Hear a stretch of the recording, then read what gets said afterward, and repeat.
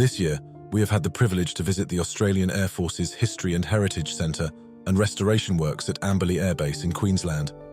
In this video, we chat with some of the volunteers who lend their experience and talents to restoring aircraft and other items of historical significance. Here is the Director General of the RAAF's History and Heritage, Air Commodore Robert Lawson, welcoming us to the centre. G'day, I'm Air Commodore Rob Lawson. Very pleased to have you here today in our restoration section at Amberley, looking at all the great work that our volunteers help us to do.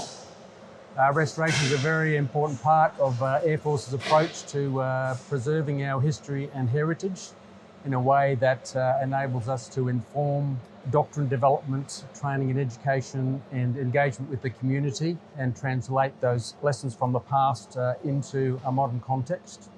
We display a lot of aircraft in our heritage centres and at the RAAF Museum down in Point Cook. The restoration of aircraft is a key way of adding aircraft that are very historically relevant to Air Force and getting them ready to go on display. It would be absolutely impossible to achieve the great outcomes that we get from restoration section without the volunteers. They're absolutely key to this capability. It's great to get down here every now and again and to see the skills from the past, such as working with fabric and other things, as well as some of the more modern technologies like 3D printing, working with perspex, that we have been able to add into that mix to enable us to produce great restored aircraft like the one here behind us, the Anson, which will end up going on display here at the Amberley Heritage Centre. We spoke to Charlie, who's been working at the restoration workshop for 12 years, who described the hive of activity every Tuesday and Thursday, when as many as 30-odd volunteers would be working on aircraft. The primary project when we made the visit was the Avro Anson. The surviving parts of this aircraft arrived at the Restoration Centre in 2005. 2005, it was just a framework out of a paddock. Looked terrible, looked like a chook pen, with feathers and everything everywhere, and it was only a basic framework. Nothing else. I mean, we had a couple of engines supplied with the project as well. So from there, we gradually built to what you see today. Another volunteer explains what they had to start with in this remarkable restoration project. This aircraft was originally found in a paddock just out of Kingaroy. Before we actually got out to pick up the aircraft, a grass fire had gone through, and we just ended up with a metal frame of an aircraft, and from there we've had to reconstruct the whole aircraft. The original aircraft was fabric and wood, so we lost a lot of the wood components and all of the fabric, I'll say, yeah. Then it came in and first of all we were more or less relying on flight magazines, colour photos of other aircraft, the Anson aircraft we could find. And then we were able to get some drawings, some technical drawings, which enabled us then to build all the ribs, all the stringers to put on the fuselage. Then we also had to learn how to do the fabric covering, because even though most of us here have an Air Force or military background, the aircraft we worked on weren't fabric covered. We're a little bit past that stage. So we had to learn all that, had to learn how to make the transparencies for the windows and the cones and the turret. And a lot of it is we come in, you know, and we learn as we go. There's somebody here that's done it, so you tag onto them and learn how to do that bit. It's the wingtip for the Anson now. Because it's a different shape, the actual part of the wing, its contours differently, so what we've got to do is we build it separately. So we come off the drawings there, and so basically from rib 19 outwards, which is where they are now, we build that tip. And once it's all together, and then we bolt it on, and hopefully it will fit. So it's a bit of work involved. It's laminating the wingtips, They're all done separately. So you cut into little strips, glue it all together, put it into a jig, and hold it together so it all comes up. And then we just, hopefully, when it all comes together, bolt it up and skin it, and we should give us a finished wing. Many of the cockpit instruments were not found with this aircraft, but the workshop uses 3D printing techniques to reproduce the faces of the original instruments for static displays, such as this Anson. What we do, we have a little section over there with computer, and we can take a picture of the gauge, if we can get an original gauge, and then we can build a dummy instrument from that, so that when you look at the instrument panel, it looks just like it did in 1935. Another interesting project at the centre is a vampire being restored for static display. We had the project coordinator, another volunteer of 10 years, take us through the early stages of this restoration. This particular one is Mark 1 or something like that. It was an early model, but it ended up as a gate guard on RAAF base Amberley. Right, when I got up here in 1972, there it was at the main gate. Now we're working on it to restore it back to looking like flight condition. The nose cone, the cover up top, that little dome on top, we had that specially made to put the radio compass in there. So it sits up in there. It's there to find the strip when they come in to land and put them on the centre line. This particular aircraft carried 4 20mm cannons on it, mounted underneath. You can see the gun ports underneath there. So they're restoring the guns over in the gunny section over there. Cockpit. Very confining. You jump up there and have a look in there, and you can see that everything is in there. The instruments that are missing have been taken out and put away and locked away because they're radioactive. Right?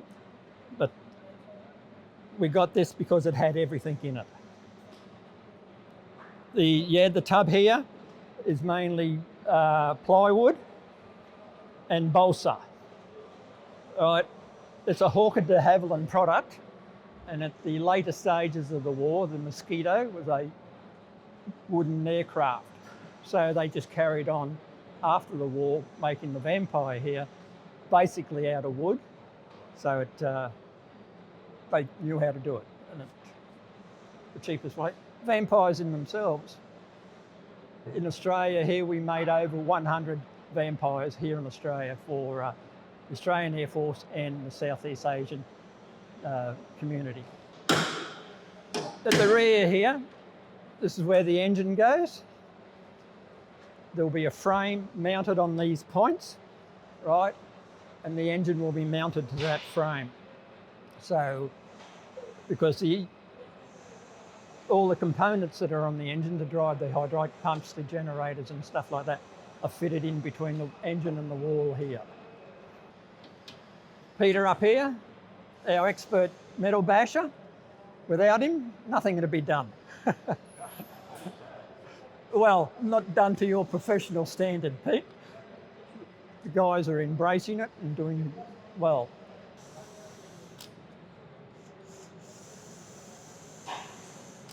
As you can see, the aircraft has had damage, and that was during storage and moving around and everything like that. So we've panel beaded that. Now we'll smooth it over with a bit of bog over top of it and finish it off.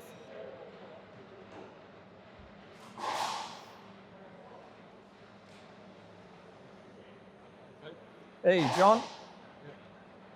John here, ex-framing. No, ex-Radtech. Radtech, there you go. Radiating. Now he's chippy. Now he's doing a bit of aircraft work, which he likes to do. Well, we've got to make a New blanks. This is where the engine comes in. Yep. The intake of the engine. Yep. And we want to keep vermin out because there's no engine. So we've got to make up blanks for the air intake for the engine. That's all, just making up a little piece, yeah. So that's all been done here. John's loving it, I hope. But of course. But of course, tail booms here, they'll be taken down to the Army depot down there to get blasted and painted. And that won't happen until November sometime. And what will happen, they'll take them all down and put them through as a system and everything like that, and get them up to us. And come the new year, we'll start looking at them and getting them close to putting them together. These guys here, all sumpies, doing metal bashing work and loving it. Aren't you guys? So you got Ian, Trevor and Glenn. Right, normally working on engines, restoring engines and everything like that. But Trevor and Ian and Glenn, to a certain extent, have been taught how to do the fabric on the tub there. And when the Anson's ready for it, they'll be doing the fabric on the Anson also. The repair there, it was torn out completely. It was all ragged and everything like that. So they had to cut it out and make up a new piece for it, and that's what they're doing there. In another hangar, the centre is restoring ejection seats for display in restored aircraft, as well as guns and gun turrets. There is also jet engines and other bits and pieces being stored for future restoration projects. One of the non-aircraft projects underway during our visit was this Bofors 40mm anti-aircraft gun. What we've got here is a 40mm Bofors gun. Now this gun was actually in Darwin during the Japanese air attacks, and it was fired against the Japanese, and that's the reason it's here getting overhauled, and it's going to go back to the Point Cook Museum for display. And basically, so what the guys are doing now, we've stripped it down, cleaned it all up, most of it, and now we're slowly putting it back together, so it will then go back to Point Cook. So in this side of the building, the guys, they look after all the ground support equipment, so any stuff comes in, they generally look after that. On the other side of the building is where I am working. It's all the armament stuff, and we look after ejection seats. I'm at the moment cleaning up some Hispano 20mm cannons for the Vampire the boys are rebuilding at the moment. And over in the back area there, one of our Army volunteers has just overhauled a gun turret for a Catalina. So that's basically all the stuff that we're doing in this area at the moment. When we were at the Restoration Centre a few months earlier, we saw a Westland Dragonfly ready for the paint shop. The aircraft was at the Fleet Air Arm Museum in New South Wales until May 2020, when she moved to Amberley for full restoration. During this recent visit, we were able to see the finished results as she sits proudly in the Heritage Museum. We hope you've enjoyed this brief look into the current restoration projects at Amberley Air Base.